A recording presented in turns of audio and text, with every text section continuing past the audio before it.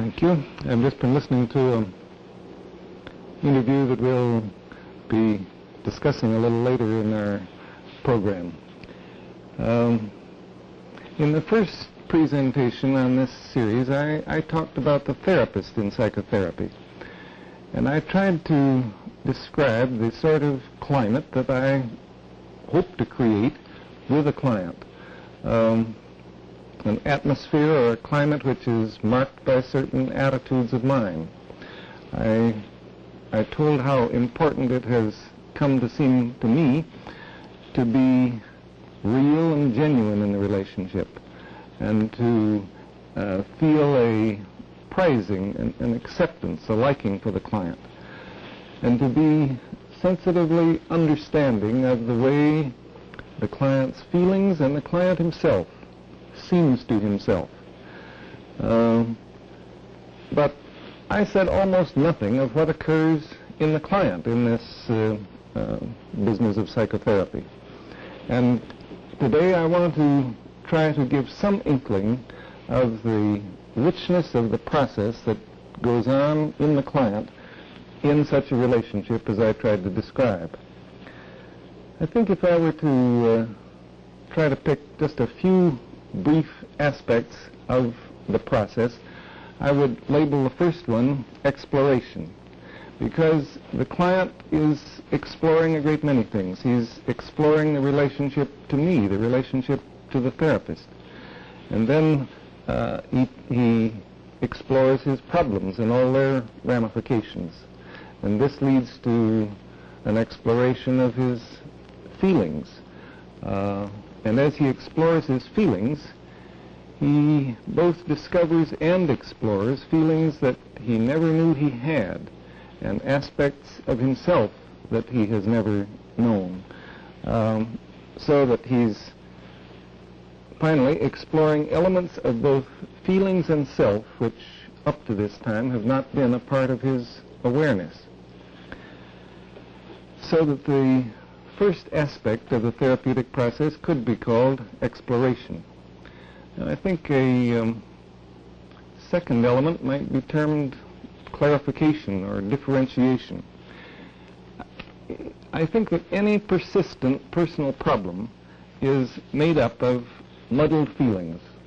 A person tends to feel, oh, I'm awful, or in regard to his marriage or his sex life or his relationship to his work, he feels it's just a frightful mess. But that's a kind of a global, fuzzy, unclear, ununderstood, undifferentiated feeling. And in therapy, a person begins to unravel that tangle. He begins to be clear as to the ways in which he is awful, or to recognize the specific feelings that he has in his marital relationship or his job or whatnot. So that the second element in the process I think we could think of as differentiation or clarification of feelings.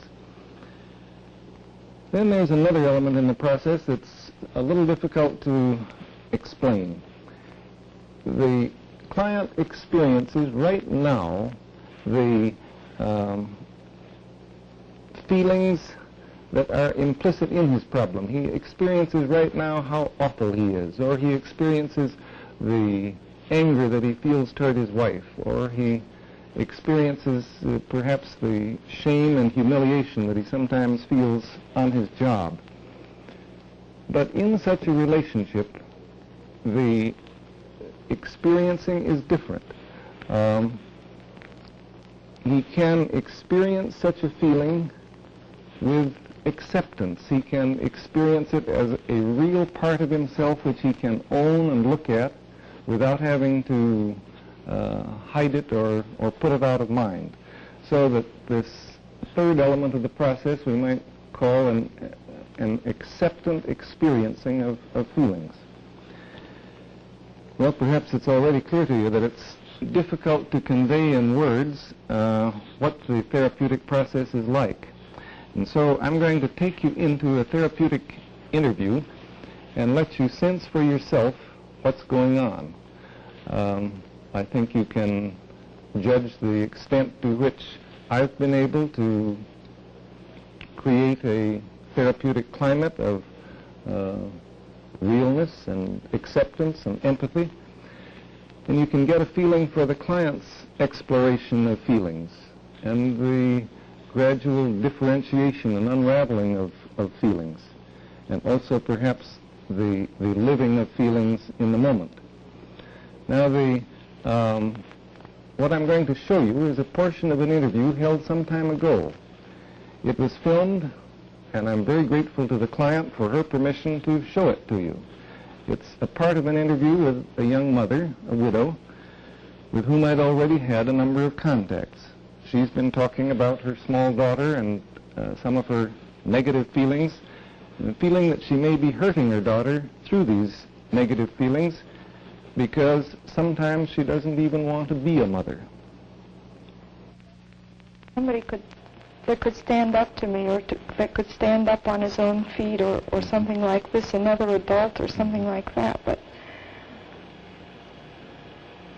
But I mean, I'm not supposed to, and it would be terrible if people thought of me as a mother who hurts her own child, and I don't want to be that or something, and yet sometimes I really do want to hurt her. It just seems so awful to think of being a mother who might at times want to hurt her own child, and yet actually sometimes that's the way you feel.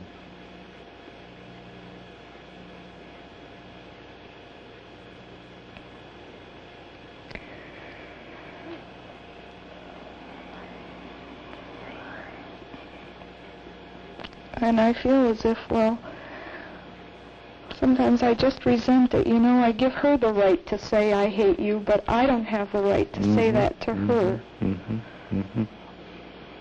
I give her that much freedom, and yet I resent the fact that I haven't given myself that much freedom. Well, I feel as if I don't have a right to that freedom because I'm a mother or something. I don't have people don't give me, or somebody doesn't give me that right, or being a mother doesn't give me the right to do that. Because I'm a mother, I can't feel something like that. I can't say something like that.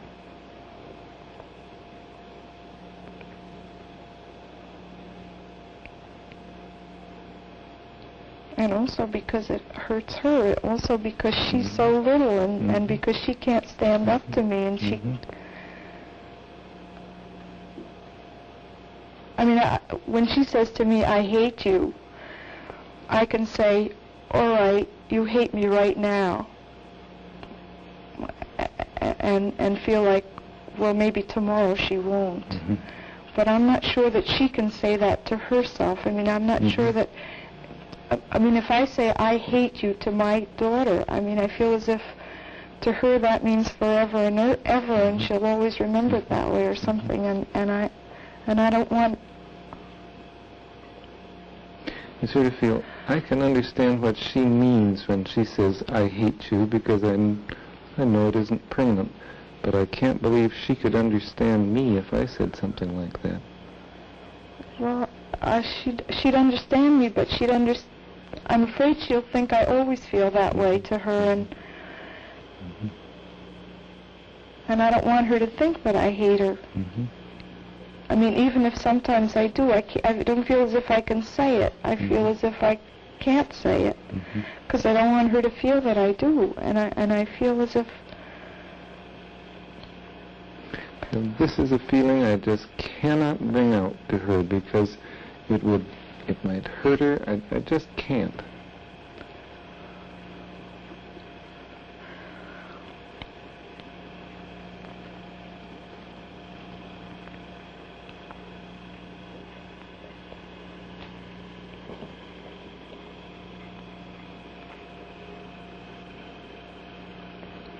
I guess it would frighten me to say it to her, too.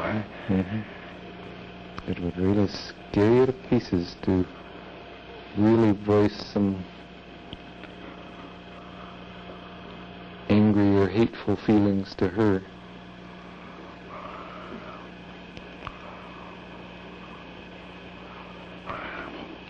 I guess I'm scared that if I said to her, I hate you right now, I hate what you're doing, I hate how you make me feel, and I hate you, and I don't want you right here, right now, or something like I really feel sometimes. I feel as if I say that, I mean, she could never like me again, or something like that. I mean, I feel yeah. That would be the end. She couldn't ever love me again if I said something like that.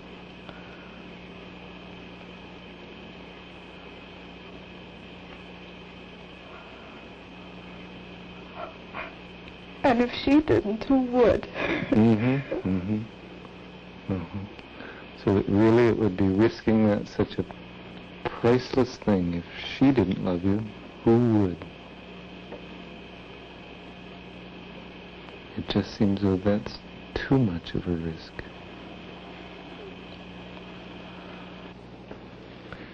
I hope that gives you a little bit of feeling of what psychotherapy is like. I'd just like to make one explanatory comment on what you've just seen. In a non-judging, freeing, understanding kind of relationship, a person finds that he can express feelings in himself which he's always felt he cannot express. Feelings that are too bad or too foolish or too shameful to communicate. I think you've seen something of that sort happen here. And you may wonder, what good does this do? I think in the first place it tends to have a releasing effect.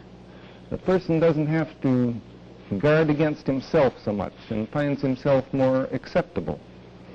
But another important consequence is that it frees the person to be more expressive of these feelings in the real relationship in which they arose. So that I would make the prediction, and here I'm putting my neck out, that this interview would make it easier and more natural for this mother to express negative feelings to her child when she feels them, and in a way that won't do any damage to the child. And this in turn, I think, might free her to be more loving and affectionate when she's feeling loving and affectionate. But I don't want to just talk about the interview. I want to show you some more of it. You remember she has just said something of the sort, if she didn't love me, then who would? And then she goes on to express some feelings which many parents have felt.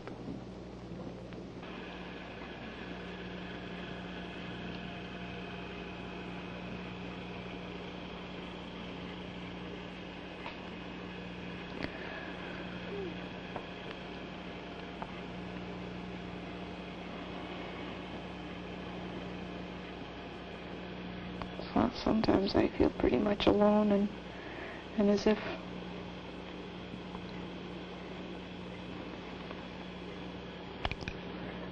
I have to take care of her and I have to love her and all that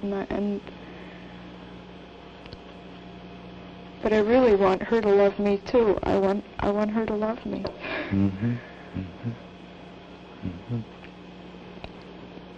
Sounds as though sometimes you feel somewhat burdened by all the love you have to give her, and you want some in return too.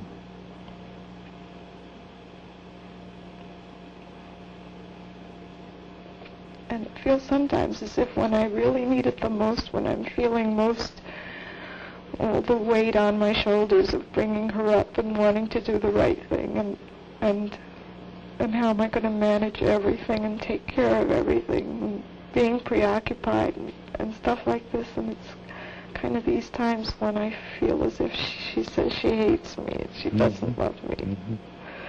It just seems to you as though somehow it's when you most need her love that's when she slaps you down.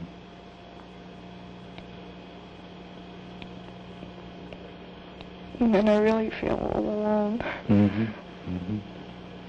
Then you feel very much alone.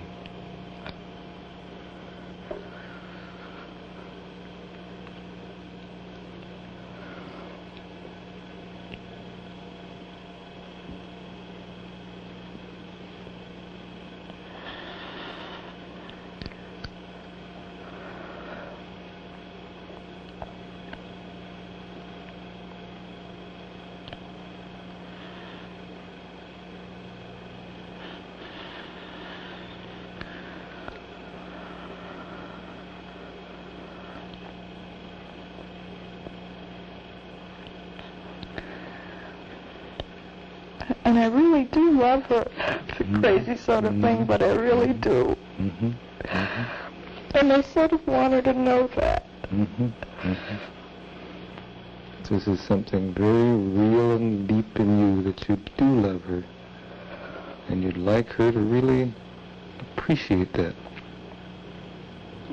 And I sometimes feel as if she doesn't appreciate that, and she doesn't appreciate me, and and then I think, oh, why do I even want that, or why do I expect that? I have no right to expect her appreciation or something like that. Why should she? I'm supposed to be doing these things for her, and I'm supposed to be feeling these ways toward her, and I have no right to expect her to appreciate me for things that I have to give her or something like that. There's so many things that you're supposed to feel, and you feel you just have no right to feel some of the things you do feel, like wanting her to appreciate you.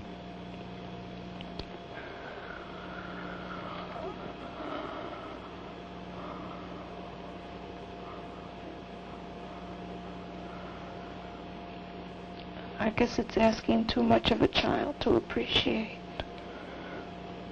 somebody. I guess I feel like that's just for adults to understand or something, and I shouldn't really expect that of her, and I have no right to expect her to appreciate me, and yet I really do want her to. Maybe it isn't the right thing to do, maybe I shouldn't be feeling this, but I surely do want her to appreciate me.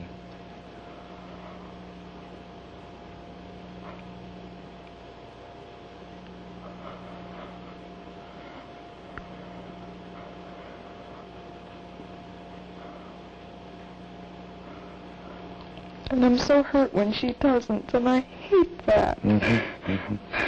Just feel so annoyed with yourself when you're hurt at her lack of response. And I think, gee whiz, I mean, I used to resent it so much when my mother would say, you know, that we don't appreciate her, kids don't appreciate her or something, and I used to think, well, my gosh, why does she expect this? I mean,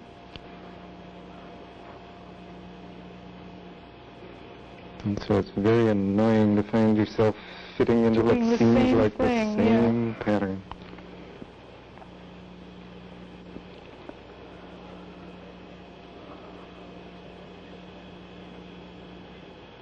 Because I felt that was a burden to me. I felt as if it was a burden to me to show some appreciation, which was expected, and I don't want to expect that of my daughter, and I don't want to... Yeah, I guess I know for the first time how my mother felt. What you've just seen is very typical of therapy, in that she's expressing a somewhat childish and immature feeling of which she's ashamed, wanting to be appreciated by her daughter. Now, this is just the kind of opportunity that therapy offers to express, to feel, and to experience every aspect of oneself. The immature and the shameful aspects, the positive and grown-up aspects. And what we find is that the more a person can be all these aspects of himself, the more he can change and grow, and the more he feels that he's a whole person. And a whole person, or a mature person, is able to feel childish or dependent or immature at times without feeling ashamed of those feelings. And he's also able, without fear, to be responsible and social and effective and creative.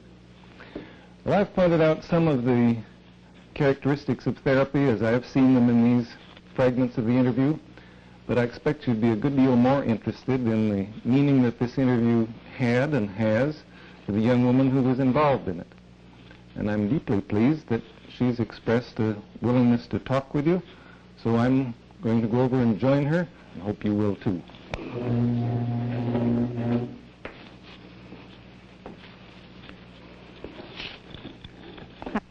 Now, you've seen the portions of our interview on this program, and I know that both I and the audience would be very much interested in any reactions or comments you have. Well, when I saw it again, I was thinking, by gum, I really lived that, didn't I? This is kind of different from the situation as it was then.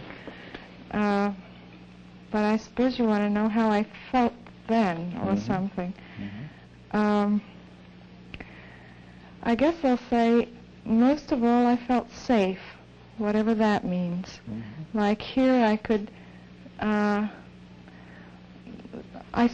start by saying things as I feel them, and gradually realize that, by gum, I'm feeling lots of things that I didn't even know I felt. And it was all right to say them here, no matter how bad they were and how awful they seemed. And little by little to realize, gee whiz, it's not just one big muddled mess, but a lot of separate feelings that I have, and some of them I don't like, and some of them I do like. And a lot of these things became very clear during this time. But, gee, I don't just feel one way toward her, I feel lots of ways toward her. But here it was safe to do that, and it was okay, and it felt like, well, you weren't going to blame me for that. And I couldn't say that to anybody else, and often I can't say it even to myself alone. But it was okay here. So those are some of the things that you felt in the hour. And then I'm sure that I wonder, and I suspect the viewers wonder, did this kind of an interview make any difference at all in the relationship with your daughter? Oh. Well, I wish I could give it a storybook ending, but that isn't the way. The real ending is better. Yeah, that isn't the way things happen, and it's miracles don't happen overnight. But I must say that I feel more and more now when I'm with her, and especially when some conflict situation arises, that makes me feel some of the ways I don't want to feel, negatively toward her and things like this. I think, well, I know I feel that way, and I know I don't feel only that way. And somehow, if I know all the ways I feel, then it somehow gives me freedom. It gives me some kind of choice to pick the best way to handle the situation that I can. And I think more than that, it makes for some kind of emotional honesty between us. And when I'm honest about how I feel, then I can be open to how she feels too. And I've found myself becoming much more sensitive to how she feels in our relationship together. And it's not that there are no problems anymore. There are always situations that come up that have to be taken care of. But that isn't what's erased. What's erased is some kind of muddled feeling about how shall I handle this and how shall I handle myself. It gets to be increasingly clear for me how I feel and how she feels, and on the basis of both of these things, how we can handle whatever happens to come up. I'm particularly impressed with the fact that you really are able to be many different aspects of your feelings with her from what you said. Yeah. Sometimes I can even be irritated with her and show her, and it doesn't feel like it shatters either one of us. And I find that she's much more resilient than I thought she was, and I don't have to be afraid of her, and I don't have to be afraid of myself. And that makes a much smoother kind of thing for us. I think then that this prediction that I made when I was talking about it might be modified a little, that it isn't just that you were more free to express your negative feelings to her. It sounds as though that's really a small part of it, that you're able to be all of the different feelings that you have in relation to her. Yeah. I guess one of the things that I felt when I was in this session that we saw was that, gee, I must sound like I only have negative feelings toward her. And that's not so. And yet what I can't fool myself about anymore is that I only have the positive feelings toward her. And I can take into account all of them when I have to deal with her, when I have to listen to her or handle some situation that comes up. Sort of sounds to me as though you had perhaps moved away from trying to be a good mother, in quotes, and are closer to being a real mother. Yeah, I think so. And I begin to appreciate much more how much of a whole person she is, too. And I can't help but feel that this is good for both of us. Well, I know that I think I can speak for the people looking in on this as well as for myself in saying that we really appreciate very much your willingness to join us and take part in this discussion. Thanks a lot. You're welcome.